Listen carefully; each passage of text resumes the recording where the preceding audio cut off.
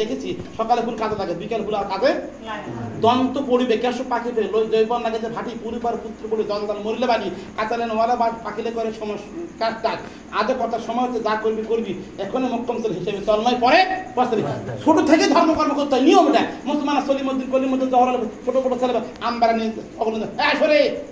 কোরআন তালার পাঠ করো, কারণ আলি বেতে সে দুম দাল মুখস্থ করে দিচ্ছে ছোট থেকে পড়ি। আর আমাকে এই তোর নাম কি কছে ধীরেন চন্দ্র পাহাতো, তুই কোন জায়গায় কলেজে পড়ি গীতার একটা ছোট কথা জানি না। আর যদিও জানি যে কোনটা যথা যথা ধর্ম গ্লানি ভারত ভূতনম ধর্ম সধর্ম সিদ্ধান্ত পরিত্রাণ সাধনা বিনাশ ধর্ম ওই বাণী জানা জানে ওই জানে তাও মানে বোঝেন, এর মানেটাও যে বোঝেন একটা বাণী ওই মুখস্থ করছে। আর মুসলমান পাবে কোরআন তালার পাঠ কি করবো কথা আমি জানো আমার কথা লাফালাফি করে আগে একটা অনুষ্ঠান হলে আপনি বোঝেন তাই না খুঁজে পা মেলা মুসলমান বাজার আমার হিন্দু খুঁজে দিতে ধর্মকর করে না। দীক্ষার কথা বলে তখন মুসলমান শুরু করতে হয় ও যখন দীক্ষা লাগবে তার দীক্ষা কি করছি দীক্ষাটা কি কঠিন মুসলমান বলে মুরিদ আর আমার বলে কি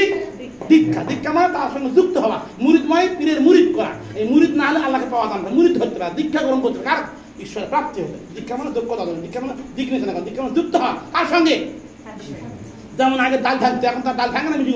মিশিং হয়ে গেছে, এখন আগে মিশিং কি ছিল জাটা গড় গড় করতে দাঁতার যে গোড়া থাকতো গোড়া ওই ডালগুলো কিন্তু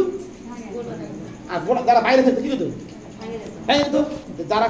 দাঁতার গোড়া খুঁটি ধরে মানে গুরু ধরে তারা কিন্তু ভাঙিবে না, যারা দুধ দেওয়া তাদের কিন্তু তাই একটা গল্প কয় বসে আবার কীর্তন করতে বলতে দেখ শ্যামলি একটা গাই ছিল তাই ভক্ত ছিল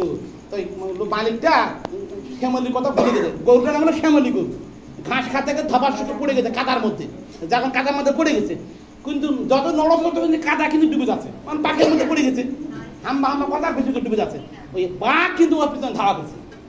বাঘটাও সারা পড়ে গেছে, ওই গরুটাও পড়েছে, গরুটার নাম শ্যামলি গরু অম পড়ে গেছে বাঘটা পড়েছে, এমনভাবে পড়েছে ঠিক 1.5 হাত থেকে 2 হাত ফাঁকাফাঁকি পড়েছে। যখন পড়েছে যায় যত নড়াচড়ি করে সেই যত কিন্তু ডোবে, মানে কাটা পড়ে যেত করতে করতে খুবই করাছে, বাঘটা উঠতে পারছে না, ওই গরুটা উঠতে পারছে না। তখন ওই বাঘটা কথা শ্যামলি শোন তুইও তো মরবো মুও তো মরবো,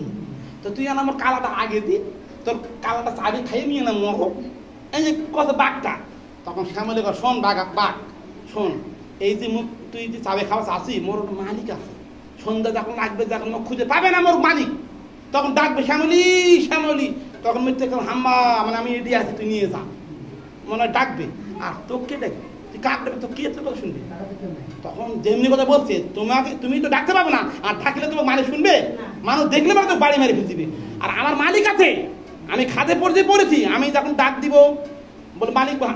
শ্যামলি শ্যামলি বলে তখন আমি হাম্বা হাম্বা মানে মালিক আমি এখানে আছি আমাকে নিয়ে যাও, ধরে বান্ধে জিনকে দড়ি দড়ি ঢাঙ্গুড়ি নিয়ে আমাকে নিয়ে যাও বাড়িতে 10 জন না 20 জন। আর তোমার কি হবে যেমন ওই জ্ঞানের কথা কত না কত হচ্ছে গরুটা আর বাঘটা, তখন বাঘের চোখ দিয়ে কিন্তু ঝরঝর করে জল পড়ছে, ঠিকই তো আমার তো মালিক নাই, তার গরুটা উঠে চলে গেল